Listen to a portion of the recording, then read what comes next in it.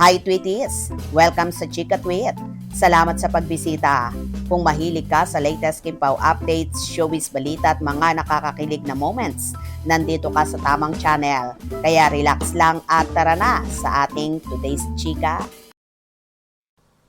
Siyan, ipinagtanggol at dinipensahan si Kimi sa isyung Reggie. Viral ngayon sa online world ang pagsagot ni Shen Dominguez sa baby bump issue ni Kim Chiu.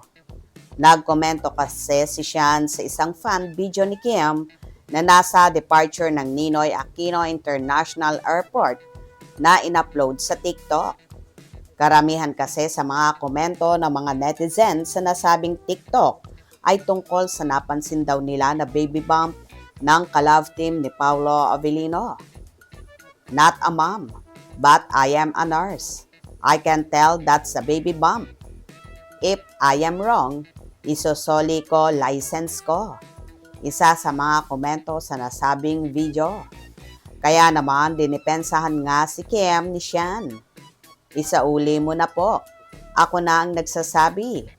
Reply ni Sian sa nasabing komento.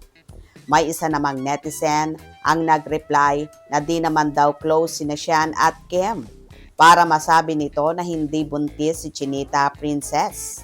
Ay, nakakasama ka namin lagi, ang kwelang reply ni Sian. Yun lang. Dahil dito, bumuhos ang komento at nagtalo-talo ang mga netizen. May edad na si Kim. Dapat lang magka-baby na siya. Yes, kasi hodang sino pang ama. Kasi ako gusto ko magka-baby na si Kim. Minsan kasi kapag malaki ang tiyan, yan ang unang nakikita kapag tataba ang isang tao. Ang confirmation should come with herself, Kim Chiu. I am not pregnant pero yung belly ko mas malaki pa kay Kim. Alam namin malaki puson yan. Pero yan ngayon, hindi na puson.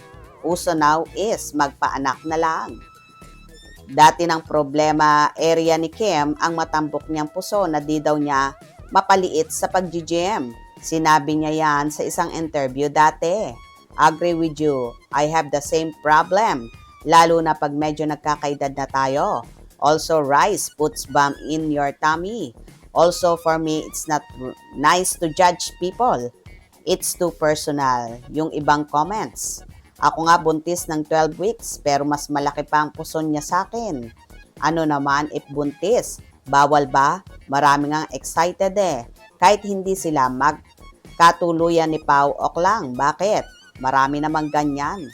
For me, kung hindi totoo na buntis siya, dapat nagsalita na siya. I think ginagawa ng Kim Pao, what you see is what you get. Kasi natural lang naman na mabuntis siya kasi husband and wife na sila. And hindi magpapabuntis si Kim kung hindi pa sila kasal. Ang cute ni Sian. Ano bang problema kung buntis si Kim? At least di siya baog. Ang pagkakaroon ng anak ay essence of being a woman. Isa pa, kaya naman niyang buhayin ang anak niya. Di naman kayo ang magpapalaki. Tigilan na nyo yan. Wala kayong pakialam sa buhay ng may buhay. Isa pa, balitang-balitang kasal na sila ni Paolo.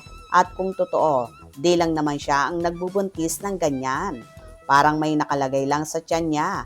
Baka, gasa. Ay, masaya ako. May baby na sila. Bigay ng Panginoong Hesus. Kim Paulaja, ready na ba kayo? So ayun nga guys, hindi na nakatiis si Sian at dinipensahan niya ang pagbubuntis ni Kimi.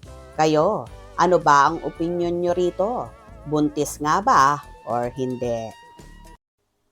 Mga katwitis, tumutok palagi para sa latest showbiz updates at huwag kalimutang mag-subscribe, like at pakishare na rin para lagi kang updated. Hanggang sa muli!